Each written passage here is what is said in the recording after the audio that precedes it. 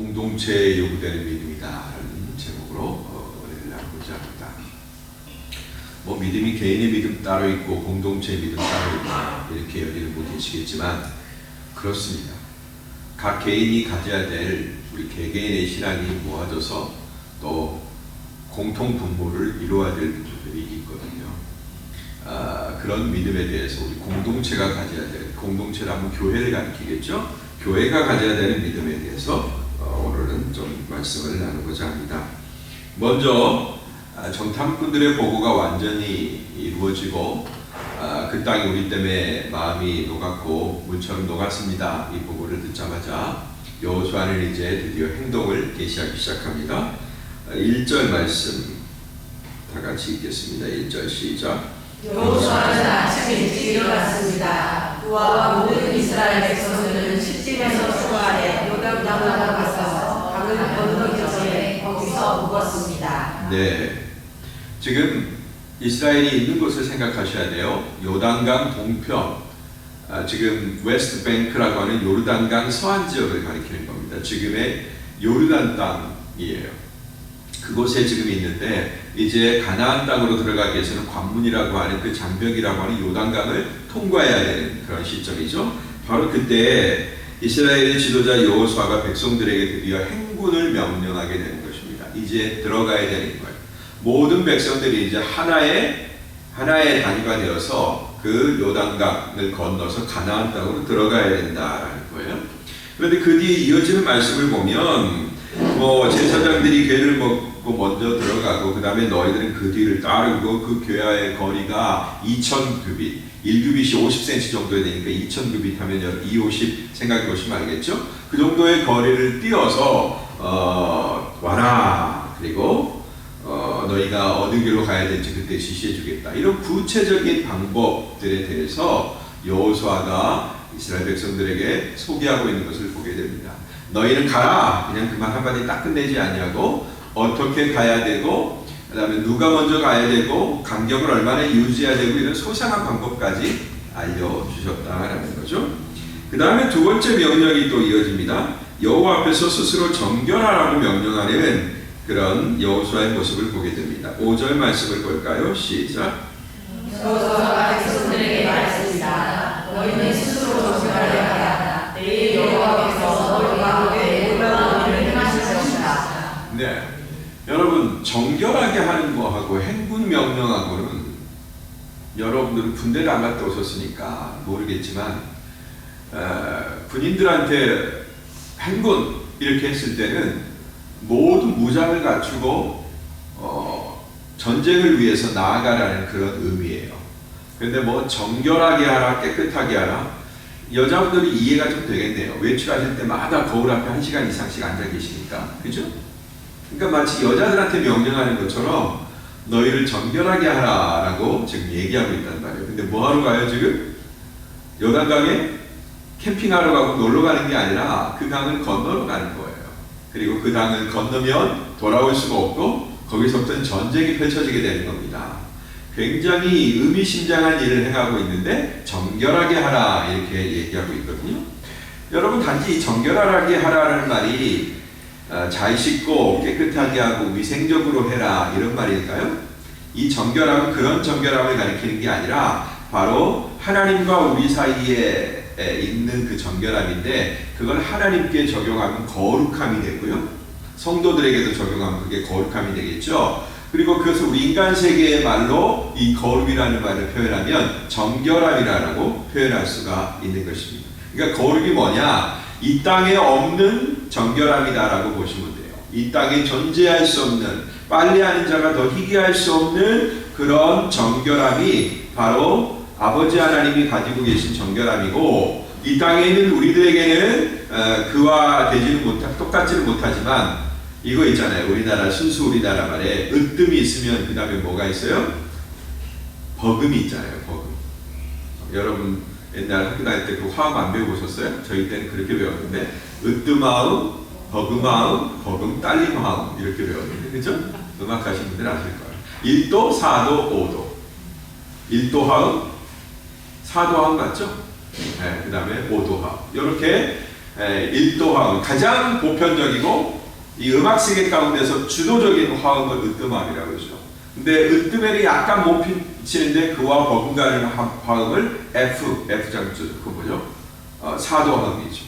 이렇게 하는 것처럼 너희들이 버금가게 으뜸은 안 되지만, 나와 정도는 안 되지만 너희들이 내 앞에서 거룩해야 된다는 거. 이 정결 명령은 어느 때에 주어지느냐? 잘 들으세요. 너희를 스스로 정결하게 하라, 깨끗하게 하라, 구별하라. 이런 의미는 언제 우리에게 주어지냐면 우리가 여호와 하나님을 상대해야 될 때, 인간들이, 성도들이 여호와 하나님께 나아가고 그분을 상대해야 될 때 주어지는 명령이 바로 너희는 스스로 정결하게 하라, 스스로 거룩하게 하라. 이런 명령이 주어진다라는 거예요.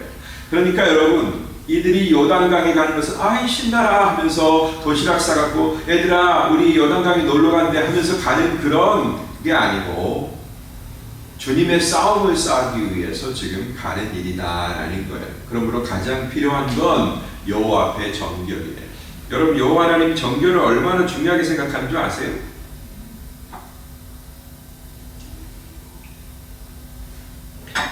여러분, 제사장 아론 있죠? 아론. 제사장 아론이 입는 옷이 제사장의 에봇이에요. 에봇. 그럼 에봇은 다 굉장히 수수하게 생겼는데 거기에 에봇을 장식하는 여러 실들이 좀 이렇게 있어요. 그거나 조금 약간 특이한데 에봇 가운데 가장 화려한 게 뭐냐면 가슴팍에 있는 이 흉배하고 그 다음에 허리에 두른 이 띠, 이게 가장 화려해요. 뭘로 되어 있냐? 허리에 두른 띠는 정금으로 되어 있어요. 허리에 두른 띠에 이 뭐죠? 바클이라고 그러죠. 딱 나타내 보여지는, 이게 번쩍번쩍해요. 근데 여러분, 거기에 뭐라고 적혀 있는 줄 아세요? 어떤 글씨가 거기 새겨져 있어요. 이걸 가지고 제사장의 일을 수행하는 거예요. 백성들의 죄를 가지고 여호와 앞에 나아가서 그들이 하나님 앞에 정결되게 되는, 죄를 사함받는 그 예식을 제사장이 치른단 말이에요. 모든 백성들의 대신 그들의 죄를 짊어지고 번제 드린 그것을 가지고, 그 기록들을 가지고 성소 안에 들어가서 여호와 앞에 제사 드릴 때 제사장이 에봇을 입는데 그 에봇의 정면에 딱 드러나는 혁대가 있단 말이죠. 거기에 금박으로 되어 있는데 거기에 기록되어 있는 말이 뭐냐? 따라합시다. 여호와께 성결. 이렇게 적혀있어요. 성소에 들어간다라는 것도 거룩한 장소에 들어가잖아요. 만약에 아론이 여호와의 은혜로 그 여러 가지 예식들 있죠. 이 아론 자신을 위해서 피 뿌리는 예식도 있어요. 무조건 들어가는 것도 아닙니다. 근데 이 성결을 유지하지 않잖아요. 어떻게 되는 줄 아세요? 제사장의 옷에는 옷만 딱 있는 게 아니라 뒤에 줄줄 끌려다니는 아주 뭐 대공주님의 드레스, 원피스 드레스 같은 질질 끌려다니는 뭔가가 있어요. 근데 저 뒤쪽에 실로 연결되어 있는 그 끈이 연결되어 있단 말이에요. 그런데 그 끈은 제사장의 에봇 뒤에 달려있는 그 끈 뒤에 구슬이 달려있는데 그 끈은 성소 안에 들어가지 않아요. 무슨 얘기인지 아시겠어요, 여러분? 그 끈은 제사장이 여호와의 백성들의 죄를 위해서 향불을 피우고 떡을 다시 바꾸고 하는 그 정결 예식 가운데 제사장이 들어가서 일하는데 그 뒤에 있는 줄, 구슬이 달려있는 긴 줄, 그것은 성소 안에 들어가지 않는단 말이에요. 왜 그럴까요? 어떤 기능을 할까요? 네, 성결하지 못해서 그 자리에서 즉사하잖아요. 그러면 밖에 있는 사람들도 그 안에 못 들어가니까 그 시신을 끌어내기 위해서 그 줄이 있는 거예요. 여러분, 구약 시대 여호와 하나님이 요구하시는 성결의 정도가 어느 정도인지 아시겠죠? 그 아론, 천하의 아론도 여호와 앞에 정결하지 아니하면, 그가 뭐 마음에 죄가 있고 이런 상태는 뭐 따질 게 못 돼요. 어떻게 지가 죄가 없겠습니까? 다 있죠. 그러나 그걸 통해서 그 죄를 사하는 여러 제사장을 위한 제사와 결례들이 있거든요. 이것들을 행하지 않고 조금이라도 불순하게 하고 들어가잖아요. 그러면 여호와 하나님의 불이 그것을 용서하지 않게끔 돼 있다.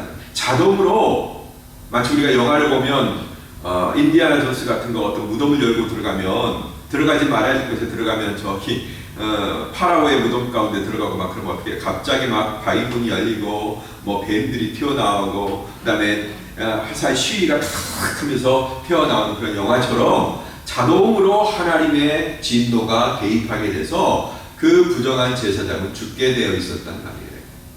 그 정도로 여호와 하나님의 거룩, 여호와 하나님이 요구하시는 정결의 수준은 우리가 상상하는 그 이상이다라는 거예요.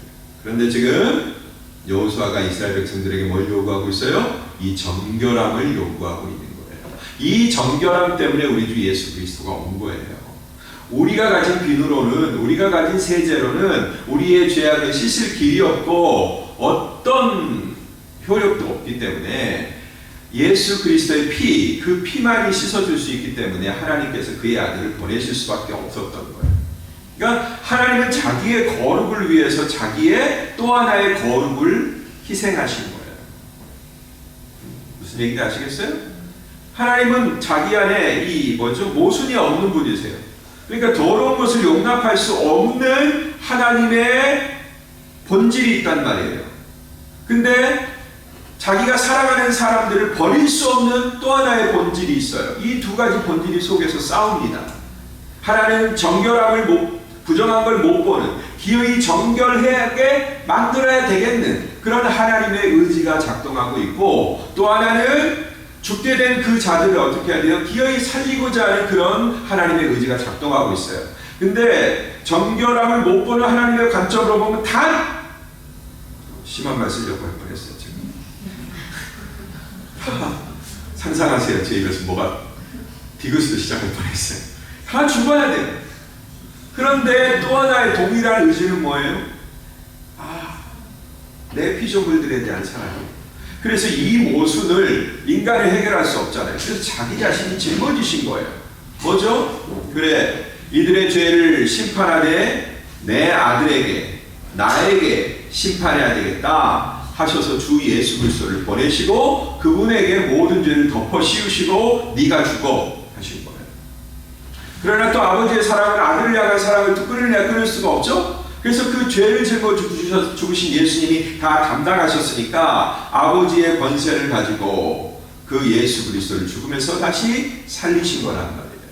아버지 하나님께는 이렇게 모순이 없는 거예요. 모순이 발생해도 사단은 그런 모순을 발생시켜요. 사단이 내놓은 퀴즈가 얼마나 무서운 퀴즈인 줄 아세요? 너무나 큰 딜레마를 하나님 앞에 갖다 놓은 거예요.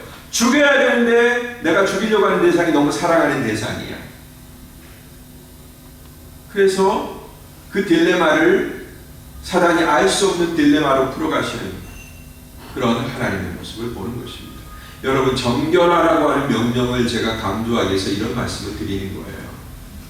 하나님 앞에서의 여러분의 정결함, 거룩함을 입을 받은 성자, 성도, 이게 여러분에게 주어졌다는 사실에 대해서 어마어마한 대가가 지불되었고, 그것은 대강 갖다 붙여도 되는 그런 가벼움이 아니다.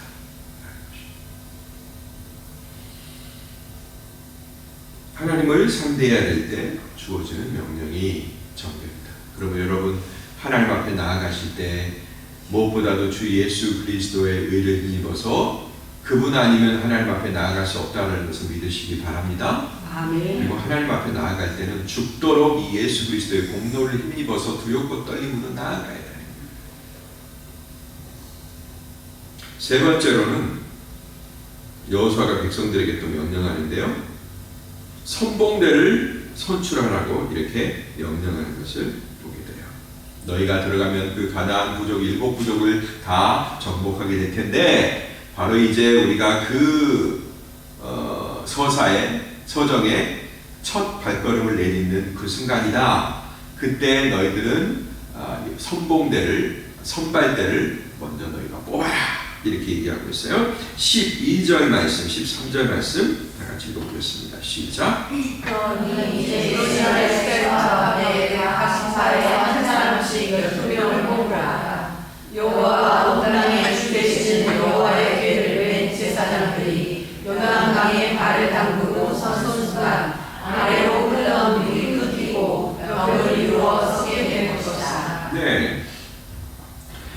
그들의 선봉대는 누구냐? 먼저는 제사장들이에요. 여호와의 궤를 맨 제사장. 이 얘기는 뭐죠? 니들보다도 내가 먼저 선봉에 설 거야 라는 그런 주님의 말씀이에요. 그죠? 여호와의 언약궤는 여호와를 상징하니까. 그리고 그 뒤를 따라서 누가? 백성들의 12지파의 대표들이 뽑혀서 따라 들어가는 거예요. 그들이 이제 나중에 할 일은 있어요. 어떤 일을 해야 될 일이 있는데 선봉대를 뽑아서 그들로 하여금 가게 해라. 자, 여러분, 이것이 오늘날 교회로 얘기하면 뭘까요? 거기에 뭐 몇백만의 한 200만의 그런 백성들이 있는데 이들의 대표를 뽑아서 가게 한단 말이죠. 먼저 영적인 지도자들이 대표로 나아가고 그 다음에 백성들의 정치적인 대표들이 뽑혀서 그 자리를 나아간다는 얘기예요. 뭘까요? 바로 교회는 이렇게 앞장선 자들이 있어야 된다는 거예요. 누가 제일 앞장섭니까? 영적인 일을 담당하는 주의 종이 앞장서는 거겠지요. 제사장이 앞장선다는 거. 그게 그걸 의미하는 거죠. 그 다음에 12명의 선발대가 선다라는 건 뭐예요? 바로 그 교회의 지도자들이, 대표들이 같이 뒤따라간다라는 그런 의미겠죠. 모든 공동체는 다 너도 대장 나도 대장이 아니라 그 질서 가운데서 하나님이 영적인 지도자도 주시고 또 정치적인 지도자도 주시고 군사적인 지도자도 주시고 이런 지도자들을 먼저 주신다라는 것을 우리 여기서 보게 됩니다. 그렇게 하면 이 모든 일들을 너희가 다 그대로 내가 얘기한 대로 준행하면 어떻게 된다? 위에서 흐르던 물이 너희가 거기에 발을 딱 닿는 순간 그게 브레이크가 돼가지고 물을 멈추게 하는 브레이크가 돼가지고 거기에서부터 아래로 흐르던 물이 끊기고 벽을 이루게 될 것이다. 그것이 뭐예요? 하나님이 세우신 질서를 존중하고 그대로 따르는 거에 대한 하나님의 증거가 된단 말이에요. 그것을 하나님이 인정하고 있고 그것을 바라보고 계시고 그대로 하기를 지시하신 내용들이 인증을 받는 거죠. 그죠? 이렇게 여호수아는 백성들이 해야 될 일들을 하나님께 받아서 구체적으로, 너무나 구체적이죠? 왜 이렇게 구체적으로까지 하실까? 그냥 대지도자니까, 백성들의 원수니까, 원수라는 말은 적대자가 아니라 최고라는 뜻이에요. 그러니까 뭐 큰 명령 내리고 나머지 자질구레한 것들을 아랫사람들이 하면 되지 않을까 그렇게 생각이 되는데 너무 섬세한 것까지도 이렇게 지시하는 것을 보게 된다면 여호수아가 섬세한 지도자였기 때문일까요? 아니요. 여호와 하나님의 명령이 그렇게 섬세한 데까지 왔기 때문에 그래요. 여호와 하나님은 우리가 생각하는 것보다도 훨씬 더 섬세하세요. 그 얘기는 뭐냐면 우리가 주의 일을 행하는 어떤 섬세한 부분이 이건 별로 중요하지 않아. 목사님 그런 것까지는 상관하지 마세요. 라고 여러분들이 얘기할 수 있는 그런 어떤 부분들이 있어요. 그런 부분에까지도 뭐가 미쳐야 된다는 거예요? 여호와 하나님의 감독과 여호와 하나님의 지시가 미쳐야 된다는 거고 그 다음에 여호와 하나님이 하나님의 나라를 세워가신 그런 중요한 원리 사람을 세우시는 원리 일을 해가시는 주의 원리가 적용되어야 된다는 거죠. 주님은 그런 거에 대해서 너네들끼리 알아서 해 간과하지 아니하시고 다 섬세하게 보신다라는 거죠. 그리고 그런 때 하나님이 우리에게 지시하신 그 정신이 가장 세밀한 부분에 적용되는 것을 볼 때 그게 우리들도 확신이 되는 거예요. 아시겠습니까? 그러니까 하나님의 뜻은 결코 그냥 우습게 여겨지거나 소홀하게 그렇게 다루어질 문제가 아니다 라는 것을 오늘 말씀이 우리에게 일러주고 있고요. 그 다음에 그 벽이 물벽이 만들어진 그것으로 말미암아 하나님이 너무나 강력하게 그걸 원하신다라는 증거가 되는 거예요. 너희는 한 걸음 한 걸음을 떼어가는 모든 과정이 나와 함께하는 과정이어야 된다. 대강 이건 주님 저희들이 알아서 할게요. 이게 아니라 너희들의 떼는 모든 발걸음들이 나의 명령과 말씀을 준행하는 과정이어야 된다. 라는 것을 알려주시는 것입니다.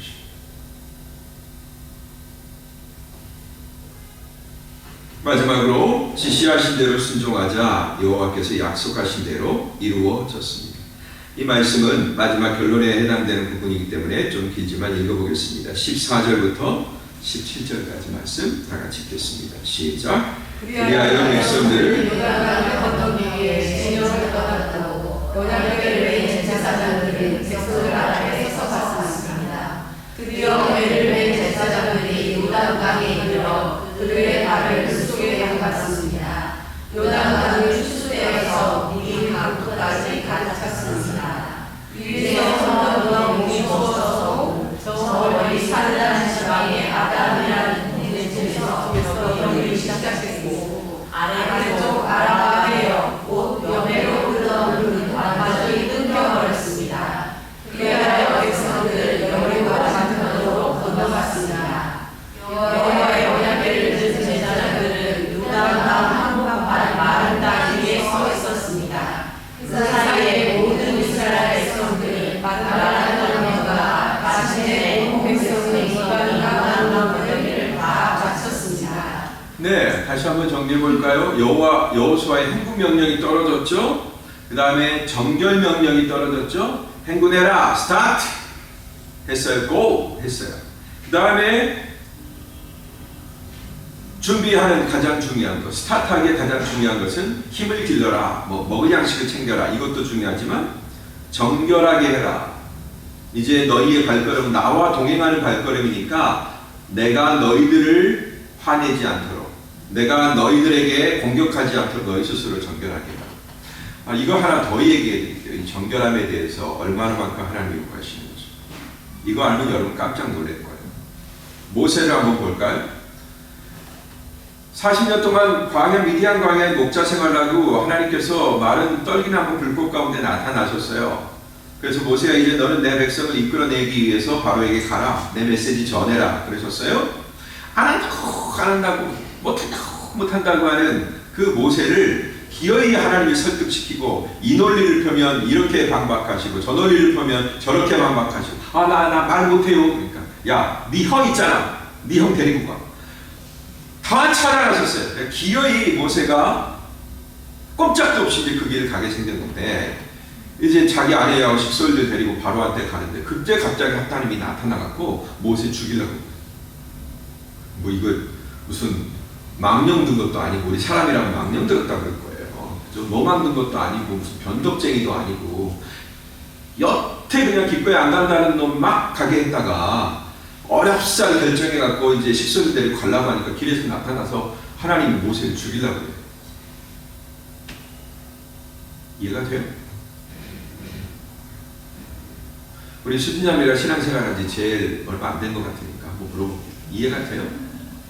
그럼 하나님 이해가 돼요? 안 되죠.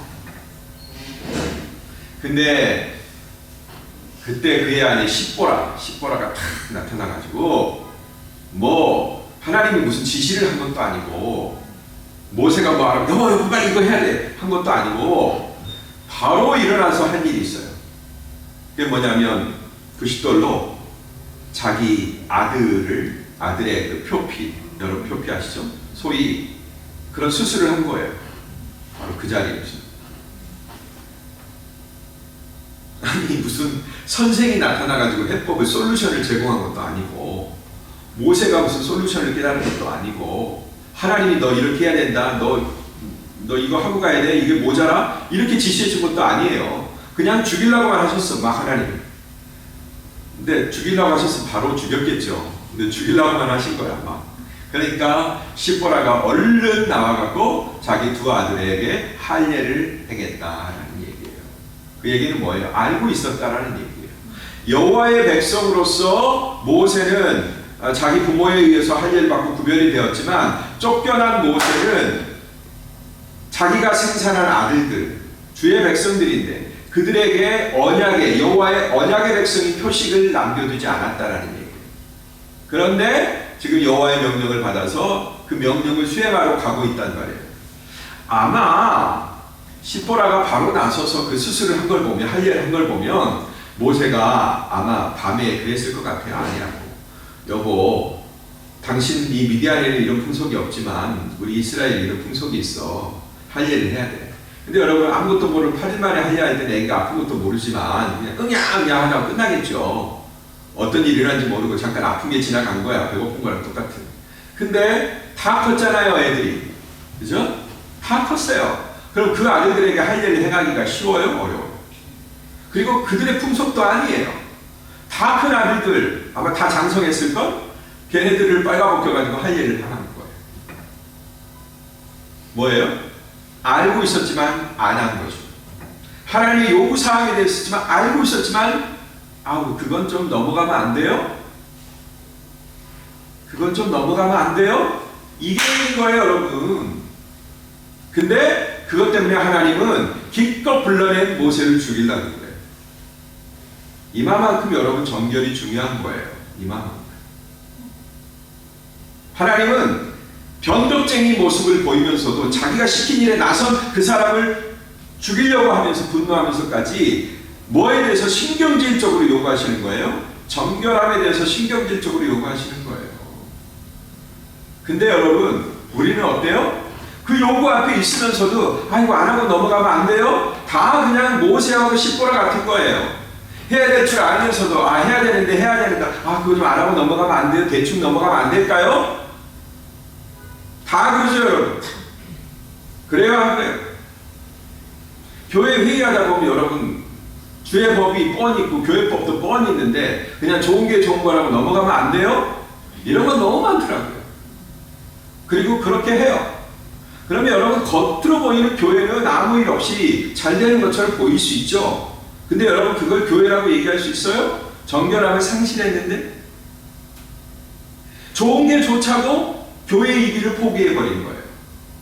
이건 주객이 전도가 되는 겁니다. 사람 좋자고 하나님과의 약속을 허물어버리는 거예요.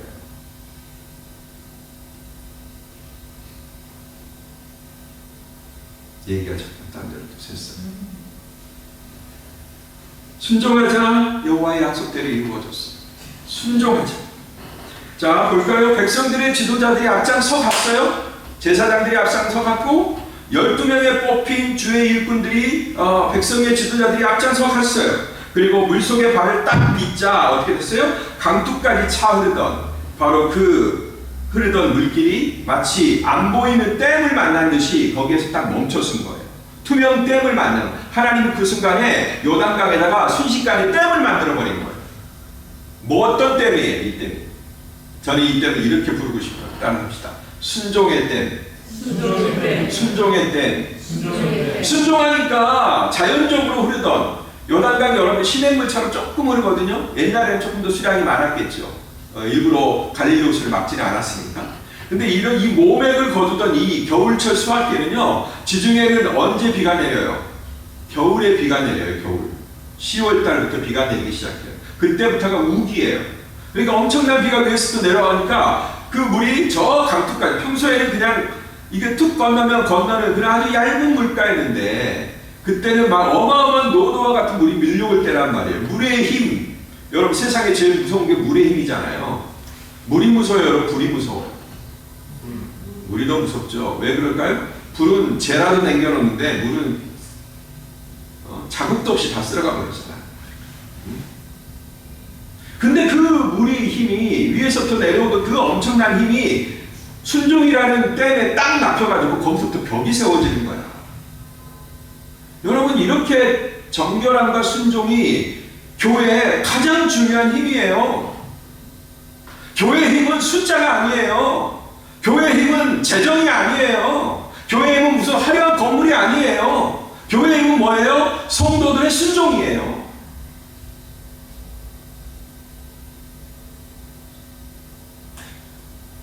여호수아가 모든 장로들을 다 동원해서 야, 너 이때부터 댐을 쌓아 하면서 댐을 쌓은 것도 아니에요. 쌓는다고 해서 성공하지도 못했을 거예요. 인간적인 방법을 동원하지 않았어요. 교회는요, 인간적인 방법을 동원하는 것이 아닙니다. 근데 자꾸 인간적인 방법으로 하려고 그래요. 그러면 하나님의 축복이 있겠습니까? 그냥 인간이 거둘 수 있는 그냥 그 정도의 결과밖에 못 얻는 거죠.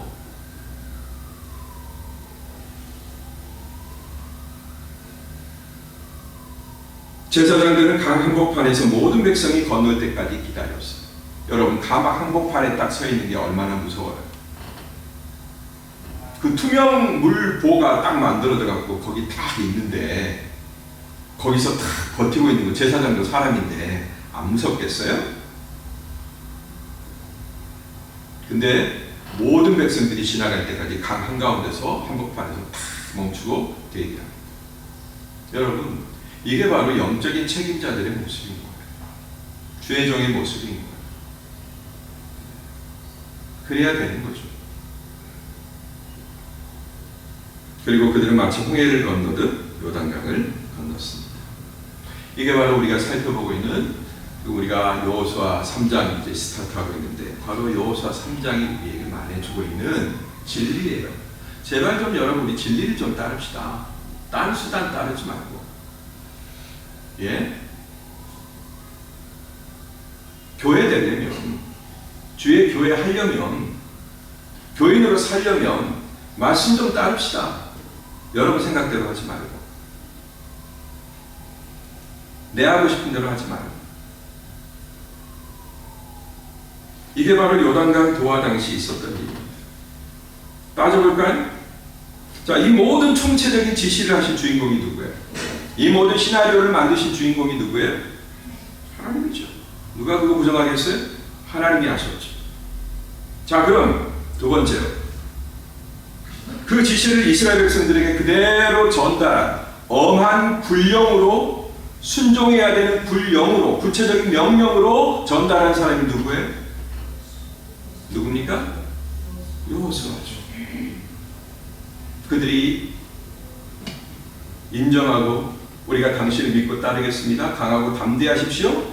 여호와 하나님이 그를 세우셨고 그들의 지도자로 그들이 인정했고 받아들였고 아멘했던 여호수아가 그들에게 엄한 명령으로 준 거예요. 엄한 명령. 구체적인 방법. 자, 또 하나 한번 봅시다. 그 지시를 따르는 동안에 이스라엘 백성 중에 누가 묻거나 대꾸한 자들이 있습니까? 있어요, 없어요?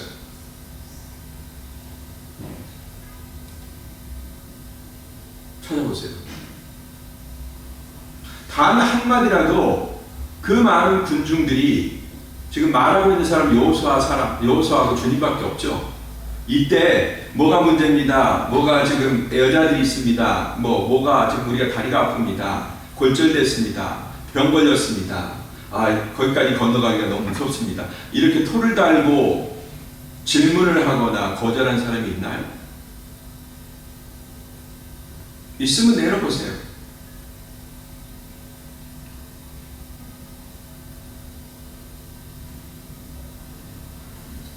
이스라엘이 바로 구약의 교회라고 할 수 있고 여호수아는 그들의 명령권자였던 것입니다. 물론 이 역사를 오늘날의 교회에 그대로 적용시키는 것은 다소 무리가 있습니다. 제가 여러분에게 절대자로서 군림하려고 지금 이렇게 센 말씀을 하고 있다고 오해하신 분이 계실까 생각하는데요. 절대 그런 마음 없고 추호도 그런 마음 없고 그리고 이 구약시대의 이 특별한 역사와 특별한 순간의 일을 우리 교회의 모든 일들 가운데 다 적용시킬 수 없는 것은 분명한 사실입니다. 제가 그렇게 하려고 지금 여러분들에게 몰아가는 거 아니에요. 내가 여호수아도 아니고 여러분이 이스라엘 백성도 아니고. 그러나 그들이 지도자에게 질문을 던지거나 따지지 않고 따랐다라는 사실, 그 사실에 대해서 여러분들이 주목할 필요는 있다. 어떤 때죠? 모든 백성이 다 하나같이 건너가야 되는 40년 동안 묵었던 주의 명령을 지금 수행하는 때라는 말이에요. 그죠? 안 건너가면 그 사람은 끝장이 아닌 거예요. 안 건너가면 백성들에게서 제껴지는 그런 순간이에요. 이런 명령이 있어요. 이런 때가 있어요. 이런 일들을 우리가 준행해야 되는 이 명령 앞에 어느 누구도 피할 수 없는 그런 때가 있어요. 그런 때는 토를 달면 안 돼요. 그런 때.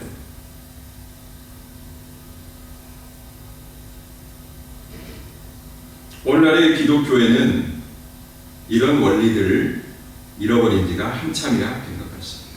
여호와의 명령 앞에서 그것을 항상 다르게 해석하고 십보라와 모세처럼 미뤘다가 여호와의 일을 하러 갔는데 죽을 뻔했던 그런 일들을 우리는 너무나 많이 빚어내고 있는 거예요.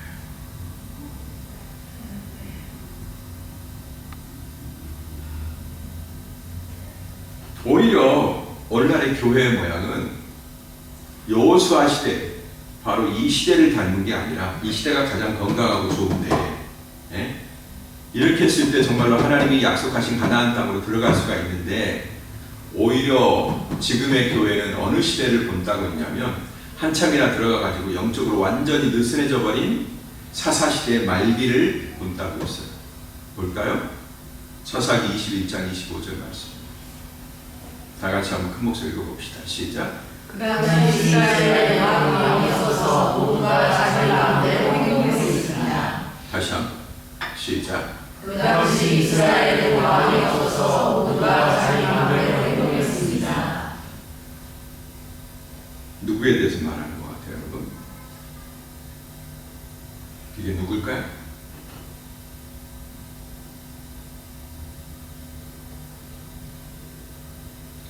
이 말씀을 오늘 우리에게 적용해 시켜본다면 우리 각자의 가슴 속에서 어떤 대답이 나오게 될까요? 여러분, 진심 어린 마음으로 제가 권면합니다. 여러분의 왕을 찾으십시오. 여러분의 왕을 회복하십시오. 믿음의 싸움은 뭐 어렵고 복잡한 것 같지만 딱 하나예요. 뭐냐면 누가 왕이냐? 누가 왕이냐? 신앙생활은 자기가 하고 싶은 것을 누리고 달성하는 과정이 아닙니다. 교회에서도 자기 멋에 겨워갖고 자기 발현하고 싶은 거 막 발현하고 거침없이 자기 기쁨과 행복을 추구하는 그런 분들이 있어요. 자주 봅니다. 그리고 어떤 면에서는 주님 안에서 그렇게 행복하고 자기가 실현되는 게 교회의 모습 맞죠.